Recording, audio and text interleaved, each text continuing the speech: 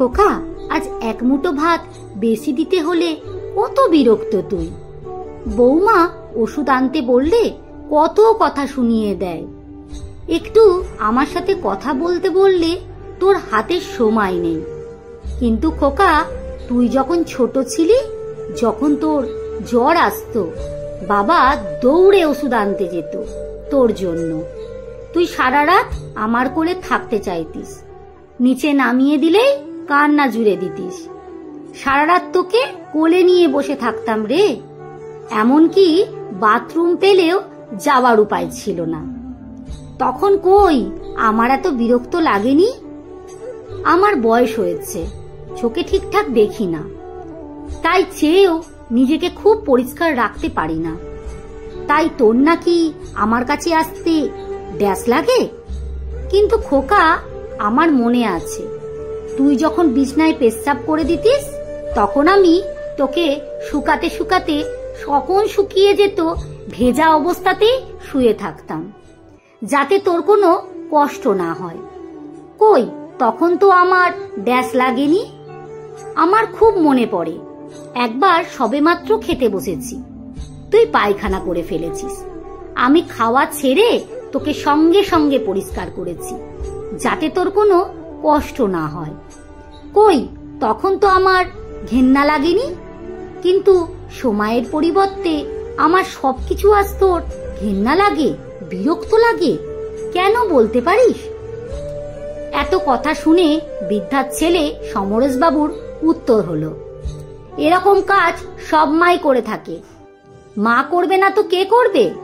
নিজের সন্তানের জন্য সব মাই করে থাকে, এ আবার নতুন কি? তাই নাকি খোকা? তাহলে বল, সন্তানের কি করণীয় বৃদ্ধ মা বাবার প্রতি? তখন সমরেশবাবু বলেন, কেন, তোমাকে তো আমি ভালোই রেখেছি, ঘর থেকে তো বের হতেই দিইনি। কত ছেলে মেয়ে দেখেছি মা বাবাকে বৃদ্ধাশ্রমে রেখে দেয়, রাস্তায় ফেলে দেয়, আমি তো সেটা করিনি। তখন বৃদ্ধা হাসতে হাসতেই বলে, আমাকে বৃদ্ধাশ্রমে পাঠিয়ে দিলে বা রাস্তায় ফেলে দিলে মাস গেলে আমার পেনশনের টাকা কি করে পাবে তুমি? মায়ের মুখে এমন কথা শুনে সমরেশবাবু খানিকটা ঘাবড়ে যান। বৃদ্ধা তখন হাসতে হাসতে বলে, খোকা, আমি তোর মা, আমি তোকে খুব ভালো করেই জানি। তাই আমি ঠিক করেছি, আমার দেখাশোনা করার জন্য একজন লোক রাখবো। সে আমাকে দেখাশোনা করবে, আমার প্রয়োজনীয় জিনিস এনে দেবে, আমার সঙ্গে দুটো কথা বলতে পারবে। তোর কাছে শুধু একটাই অনুরোধ, তুই আর বাবার পেনশনের টাকাটা নিবি না। ওই টাকা দিয়ে আমি আমার দেখাশোনা করার জন্য একজন লোক রাখবো। সমরেশবাবু এবার খানিকটা নরম শুনে বলল, দেখো মা, বাবার পেনশনের টাকার আমার সংসার অনেকটাই চলে। তুমি আমাকে সেই টাকা না দিলে আমার খুব কষ্ট হবে মা। আমি তোমায় বৌমাকে বলবো আজ থেকে তোমার ভালো দেখাশোনা করতে।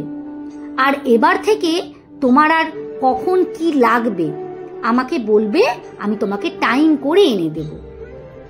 ছেলের মুখে এমন কথা শুনে মাও রাজি হয়ে যায়।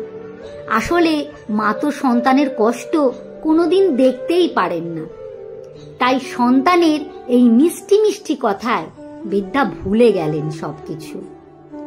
আজ বৃদ্ধা বিছানাতে, পরিস্থিতি খুব খারাপ, ছেলে ভুলে গেছে মাকে দেওয়া কথাগুলো। তবুও মা বিছানায় শুয়ে শুয়ে ঠাকুরের কাছে প্রার্থনা করছে, তার সন্তান যেন খুব ভালো থাকে, কোনো কষ্ট না হয় তার সন্তানের। আসলে মা তো মাই হয়। আজও আমাদের কোনো বিকল্প খুঁজে পাওয়া যায় না মায়ের। কলমে সুষমা বাগ আর প্রধান। ভিডিওটি ভালো লাগলে অবশ্যই ভিডিওটি একটু লাইক, কমেন্ট, শেয়ার করতে ভুলবেন না যেন। ভিডিওটি প্রত্যেকটা মায়ের ভালো